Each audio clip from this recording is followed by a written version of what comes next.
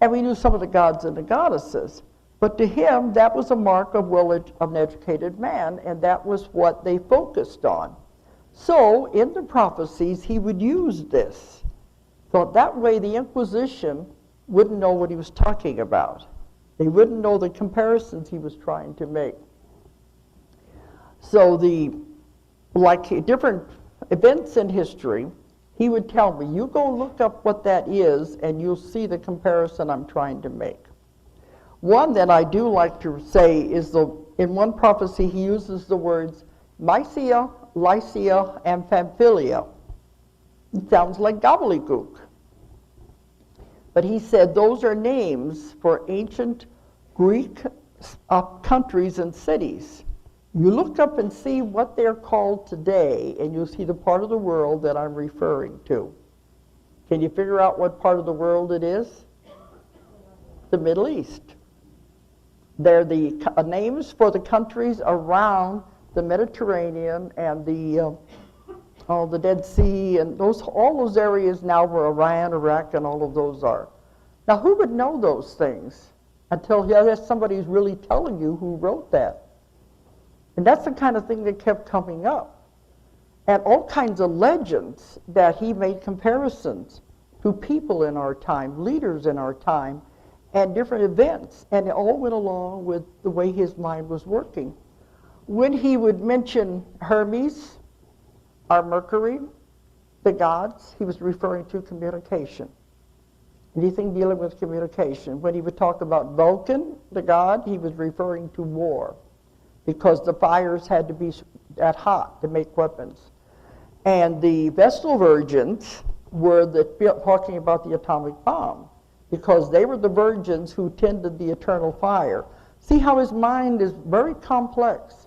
That's why nobody in 400 years could figure out what he was saying, because they couldn't understand the way his mind worked in that time period. And even when I was on the filming for the History Channel, they said, we don't understand his use of anagrams because it didn't follow the rules. I said, that's because you don't know how he was writing. In his time period in France, anagrams was a big pastime.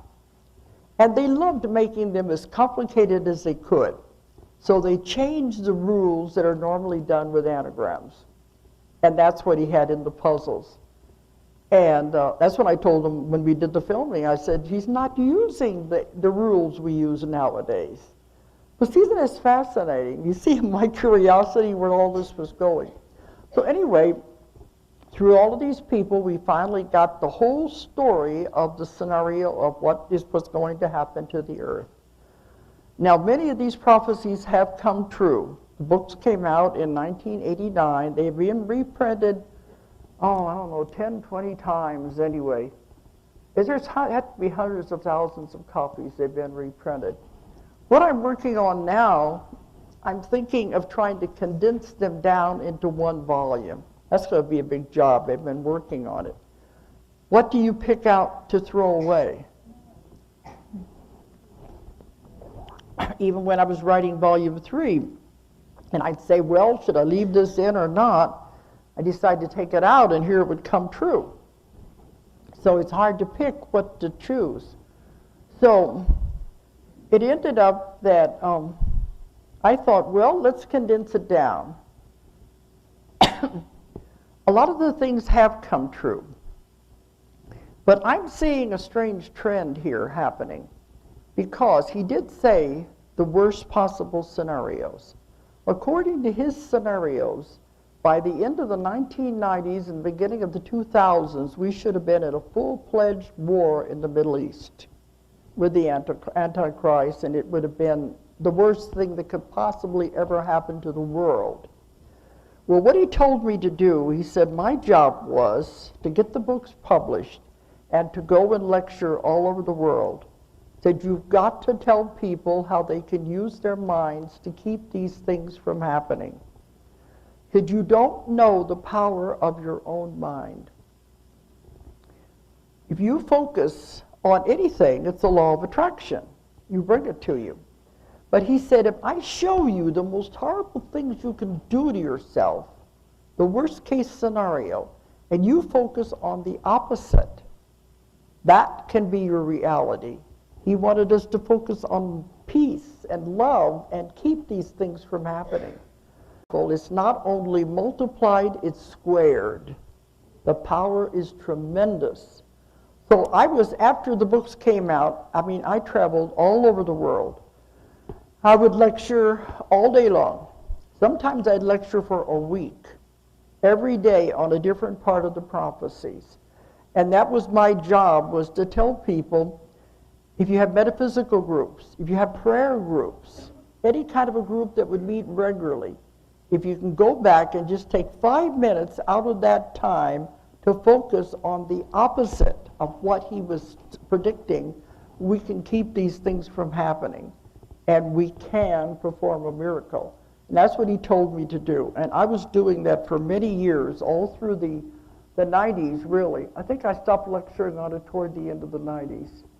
But during that time, a lot of these things did come true. And then now, the worst isn't. So I'm going to be playing a video, and I want you to show you what's going on here with that, because I'm coming up to all kinds of conclusions. But first, I do want to tell about some of the ones that have come true.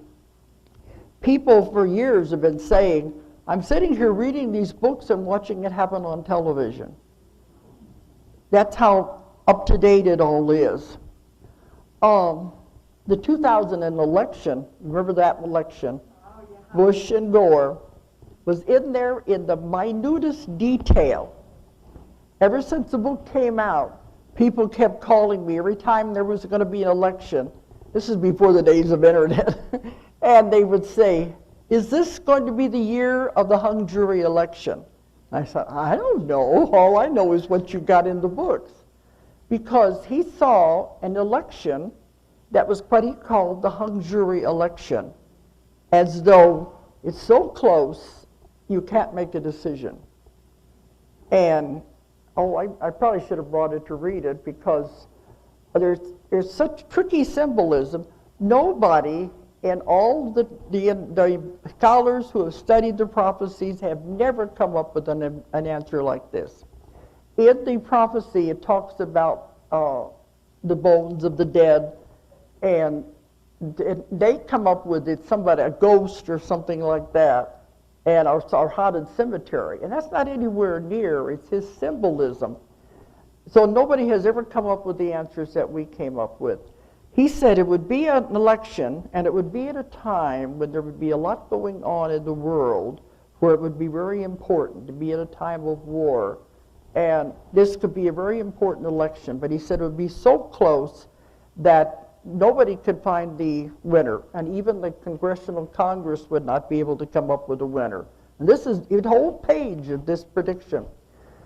And some of you have read the book, so you know what I'm talking about, don't you? The ones who have read that prediction. And he said in there, an interesting thing, he said it would come so close that it might even cause a civil war, because everybody would be rooting for their candidate and to be very angry about it. And he said the only way a decision would be made would be after another election had occurred. Well, I think he saw all this counting of the ballots over and over again, and that's what he meant. But anyway, that one prophecy is extreme detail. And also, Bush was not supposed to win. He was not supposed to win. Gore was supposed to win.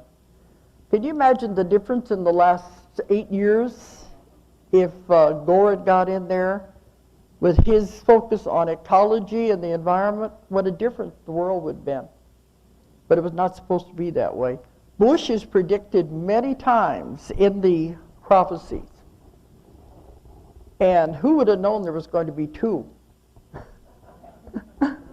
Because some of the prophecies apply to the first one and some of them apply to the second one. He doesn't say the name, but it's definitely this time period. And he talks about the wars in Iraq. All of that is in there. He also talked about the Monica Lewinsky scandal, which is interesting.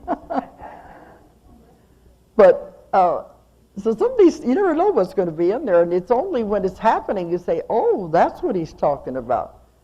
But another one that did happen was the 9/11. And it's funny, I was lecturing the night before the 9/11 happened, was in North Carolina.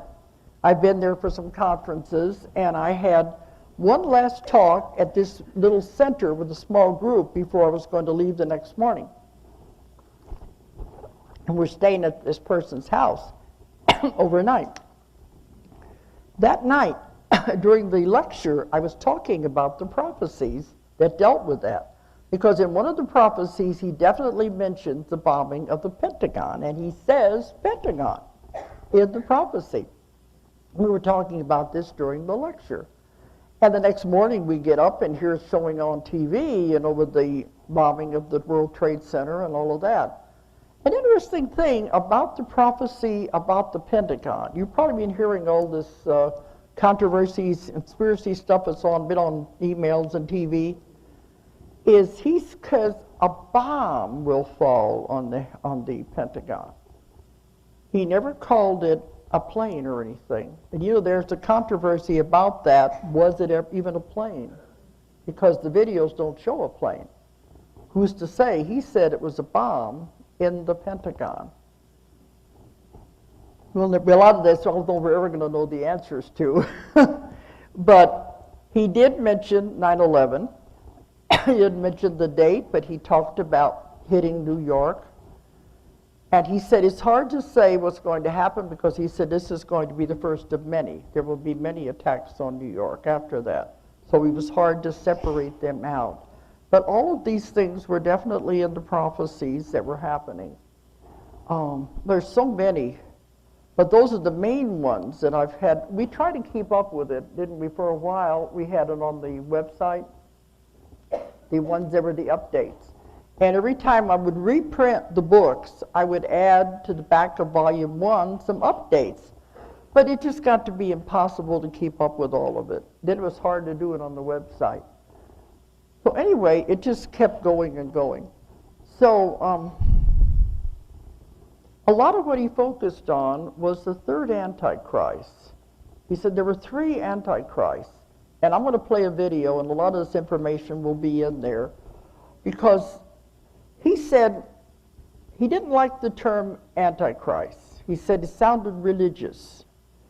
But he said if you refer to Christ as humanity, that an Antichrist was someone who did something against humanity, a person who had no morals, and like he said, Genghis Khan or Attila the Hun.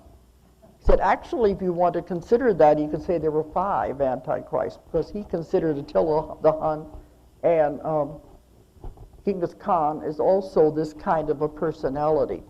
So he said, if somebody like that, so the 3 Antichrists that he saw was Napoleon for his time period in France, and he has lots and lots of quatrains dealing with Napoleon. And also Hitler. And we had many, many of those. And when I was on the History Channel, they wanted me to name off these. I don't know what they're going to put in this program. For a while during the 1990s, I was on every show dealing with Nostradamus, every network, every documentary. There's so many out there. And now they're not calling on me as much because it's kind of fading away. But over the years then, I began working on my other books and lecturing on that, and I kind of got away from the Nostradamus material. But one thing he did say, this evil man who was supposed to be the 3rd Antichrist, he's supposed to come from the Middle East. We have his birth date, we have a drawing of him, and you're going to see it on the video.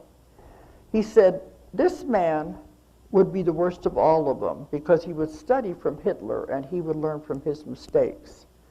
And this was where we were supposed to be by the beginning of the 2000s into this horrible war. And I like to think that maybe we took another turn and went into a lesser. We have the wars, but not the wars he saw. He saw horrible things. He also saw a lot of experiments that were being done with weaponry, and some of those are being developed by our own government. He had many quatrains dealing with AIDS, and he told us how that developed, and it was a government weapon. And I told him, when this was going on, I said, I can't write this stuff. They're going to hang me from the highest tree. But that was what I had to put together. But anyway, as he's going through all of this, he says, the Antichrist will eventually be defeated by the common, ordinary people. He called it the lice at his feet, what he thought was insignificant. He mentions Ogmios, who was an ancient Celtic Hercules, who is the leader of the underground, who was supposed to come against the Antichrist. And I kept thinking, wondering if this was going to happen or not, but Nostradamus said the Antichrist has been predicted as far back as the Bible. He's the beast in a Revelation, the beast with the number 666. And that deals with computers, and I'm also going to be going into that too. But those are the, does she? Okay. He said this is why this was a man, if this was so horrible, we had to know about him so we could stop it from happening. But he said, the way that the history is going to go, the pendulum cannot swing all the way to the very evil man and stay there. It must swing back. And when it swings back, it's going to swing back to the time of the great genius, the wonderful man. He said, at that time, you will be living in the 1,000 years of peace that's mentioned in the Bible. It'll be the wonderful time of, well, he said, the human body will be perfected to the point that it will never die. And we will have wonderful computer advances, and he didn't like computers. He was talking a lot about that. We'll be traveling in space, living in space. And he mentioned, in the last half of volume 1, he mentions all of the wonderful inventions and things that are going to be coming during the time of the great genius. So I like to kind of think that maybe we are skipping over the real bad times and going into the time of the great genius. Who's to say? But I want to bring you up to that part. Okay, Greg, I think we can play the video now. This was a show that was on Sci-Fi Channel. And I really liked the way they put it together, so I kept it and I've used it. World wars, man's landing on the moon, and the coming of a new Antichrist. Was Nostradamus warning people of the inevitable, or was he giving us the power to change our fate? Nostradamus lived in the 1500s, a time of fear and superstition, when plagues ravished the earth and the church ruled the fate of people. He had visions of mankind's terrible future and its own destruction. Not unlike our time, many people then believed that his predictions were satanic. The church would put him to trial. That's him! That's Nostradamus! You were accused of the worst of all crimes: black magic, alchemy, worship of the devil. He would continue his work, however, feeling that it was his duty to inform us of our fate, so we could change it and create a better future for ourselves. His predictions that have come true. World War I and the beginning of communism. World War II, the rise of the Third Reich. Jewish massacres. The atom bomb attacks on Hiroshima and Nagasaki. And natural disasters. He also predicted the advancement mankind would make. The invention of aircraft, the first landing on the moon, and man's constant search for answers in space. These advancements will not go without mistakes, disastrous mistakes. The Vietnam War, a war out of control, and the Challenger, a dream shattered. Dolores Cannon is the leading expert on the Nostradamus predictions today. In 1986, something unexpectedly happened to her. As a past life hypnotherapist, she conducted what she thought would be a normal past life regression. A patient went back to a past life when she was a male student of Nostradamus. Nostradamus spoke through this patient. I still have a hard time explaining what happened. He came through her and he said, I have an assignment for you. He could see that his prophecies were not being correctly interpreted. He said the time is coming when they're going to come true. I have to warn people. If they keep on like this, they will destroy everything. Nature, themselves. Nostradamus gave Dolores the correct meanings of his predictions one by one. It took 3 years and 12 hypnotic subjects to complete the work. This was the first time that all Nostradamus' predictions have been translated. Almost 1,000. Nostradamus told Dolores Cannon to concentrate on the next 20 years. 20th century will be especially terrible. 3 wars will spread over the entire earth. And we have shown now that some of the prophecies have already begun to come true. In the world's history, thousands of people were killed by plagues, epidemics, illnesses with no cures. Not unlike our own time that has been struck with its own plague, AIDS. Nostradamus said that AIDS was a mutated disease, a form of rabies that originated from a monkey biting a woman who lived in Africa. The disease got into the blood mobiles and laboratories, contaminating biological products being made. AIDS will continue to spread worldwide. A cure is predicted about 15 years after the spread of this disease. The date of the Gulf War was given to Cannon long before it occurred. He said, you don't know how important this is. This is the beginning of everything. This is actually the beginning of the Third World War. This would instigate a few wars in the Middle East. The worst, however, is still to come. There would be one man behind the scene during all of this time. This is the third Antichrist. Nostradamus saw 3 antichrists in the course of Earth's existence. 2 were already predicted correctly, and we know them. Napoleon, Hitler. The third has already been born, and said to be the worst of them all. Nostradamus wanted our time period to know about the third Antichrist, so something could be done to stop him. This last Antichrist is the same entity referred to in the book of Revelation as the beast with the number 666. Nostradamus gave Dolores Cannon a detailed description of the third Antichrist and even a sketch drawing of him through the help of an artist. He was born on February the 4th, 1962, in Jerusalem. In 1987, he was a student at an Egyptian college specializing in computers, business, and philosophy. Presently, he is in the background of everything that is happening in the Middle East. He is described by Nostradamus as an extremely handsome man with tremendous charisma. At first, he will appear as a savior and the man with all the answers.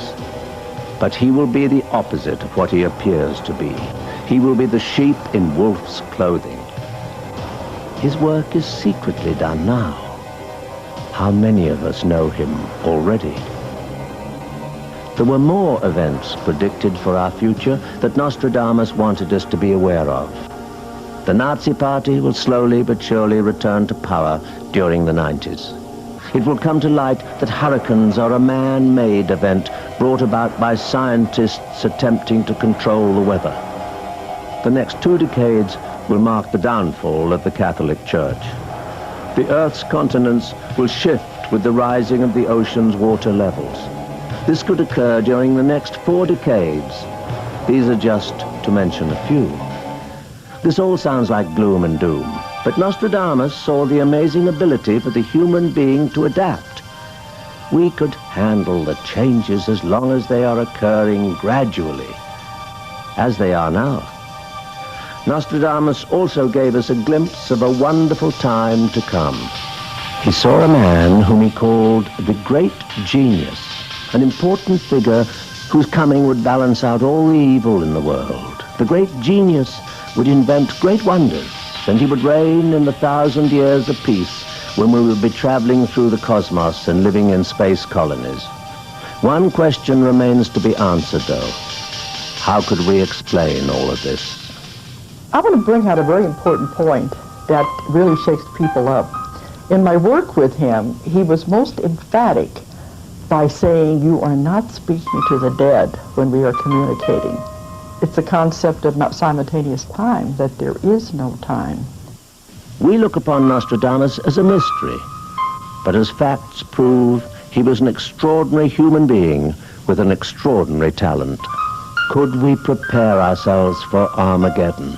Nostradamus saw the end of the world, but he said it's so far in the future you don't need to worry about it. Canon merely sees herself as a reporter with only the well-being of mankind at heart. Nostradamus said that people underestimate the power of their own minds. He said that it is up to us to change the world's fate and create a better future for ourselves. How could we possibly ignore this?